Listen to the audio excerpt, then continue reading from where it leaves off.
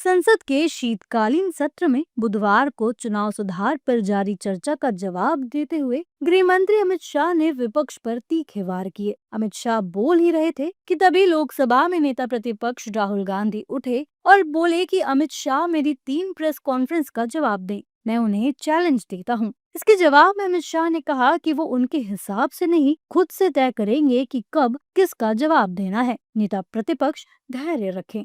और हमारे यहाँ कुछ परिवार ऐसे हैं जो पूछते नहीं वोट चोरी करते। अच्छा बोलिए आप। हाँ बोले आप बोले। हाँ बोले आप बोले। Actually, let us have a debate on my press conference. Yes. Let us go. Yes. Let us have very good idea. Let us have a debate on my press conference. Okay. Amit Shah ji, I challenge you. I challenge you to have a debate on the 3 press conferences. माननीय गृह मंत्री जी।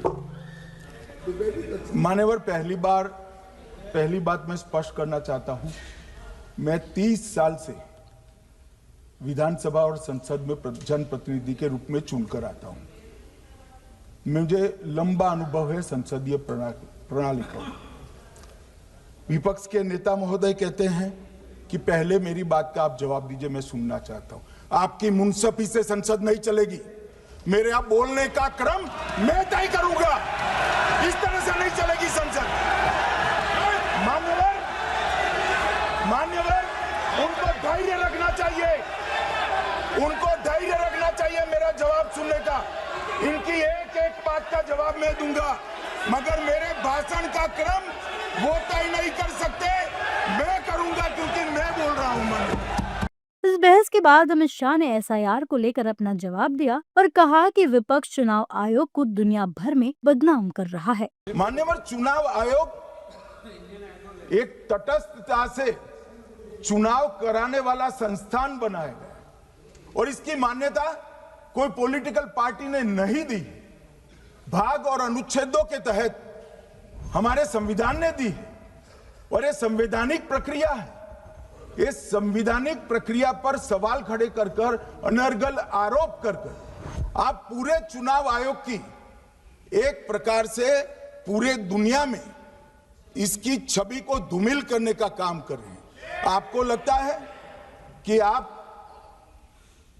सरकार की छवि धूमिल करें? ना जी, आप पूरी दुनिया में भारत के लोकतंत्र की छवि को धूमिल करें। अमित शाह ने आगे कहा कि इस चुनाव आयोग के रहते विपक्ष कई जगह चुनाव जीते, हमने तो कभी कुछ आपत्ति नहीं दिखाई और चुनाव आयोग में ही दिक्कत थी तो क्यों जीत के बाद विपक्ष के नेताओं ने शपथ ली। मई 14 में श्रीमान नरेंद्र मोदी इस देश के प्रधानमंत्री बने, तब से उनको आपत्ति है। तो एनडीए क्या क्या जीती?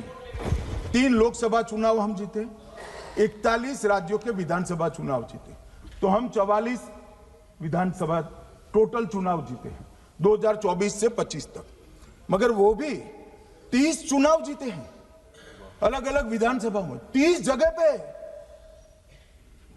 अगर मतदाता सूची करेक्ट है तो क्यों शपथ लिया, क्यों चुनाव लड़ा? आप बताइए देश की जनता को। अमित शाह ने कहा कि देश में ईवीएम राजीव गांधी लेकर आए तो विपक्ष अपनी ही पार्टी के नेता का विरोध क्यों कर रहा है। ईवीएम कौन लेकर आए इस देश में? मान्यवर, कौन लेकर आए? 15 मार्च 1989 को जब राजीव गांधी इस देश के प्रधानमंत्री थे, तब ईवीएम लाने का कानूनी बदलाव किया गया था। अब राजीव गांधी के ईवीएम के कानून का भी विरोध कर रहे हैं। मान्यवर, इसके बाद में, अरे सुनो ना क्या प्रक्रिया हुई। इसके बाद में ईवीएम के खिलाफ किसी ने याचिका करी। इस देश की सर्वोच्च न्यायालय के 5 जजों ने बैठकर ईवीएम के कानूनी बदलाव को 2002 में उचित ठहराया। मानो राजीव गांधी को भी नहीं मानते, सर्वोच्च अदालत को भी नहीं मानते हैं। अमित शाह ने कहा कि विपक्ष का मूल मुद्दा है अवैध घुसपैठियों को मतदाता सूची में रखने का मुद्दा। बस इतना अमित शाह ने कहा, विपक्ष के नेताओं ने वॉकआउट कर दिया। तो ये मुद्दा क्यों उठा रहे? मेरी समझ में अगर इतना पढ़कर आता है तो उन्होंने भी तो पढ़ा होगा। ये मुद्दा क्यों उठा रहे? मूल मुद्दा है अवैध घुसपैठियों को मतदाता सूची में रखने का। इन लोगों ने बोलते हैं तो इधर भी सुनते हैं, पूरे सुनने की क्षमता रखो। सर ये लोग डर गए हैं, जवाब नहीं सुन सकते हैं। इतना दिनों से देश के सामने में झूठ फैला करके इन्होंने गुमराह करके चर्चा मंगा। आज गृह मंत्री जी एक एक बात का जवाब दे रहे हैं, ये भाग गए, डर गए, सुन भी नहीं सकते ये। अगर ये सुन नहीं सकते हैं, इतना दिनों से संसद का समय बर्बाद क्यों किया?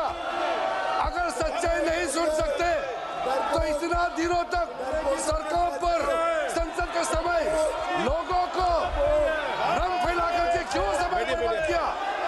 ये दिखा रहे, हमको मालूम था ये भागने वाले हैं, सच्चाई को सुनना चाहिए।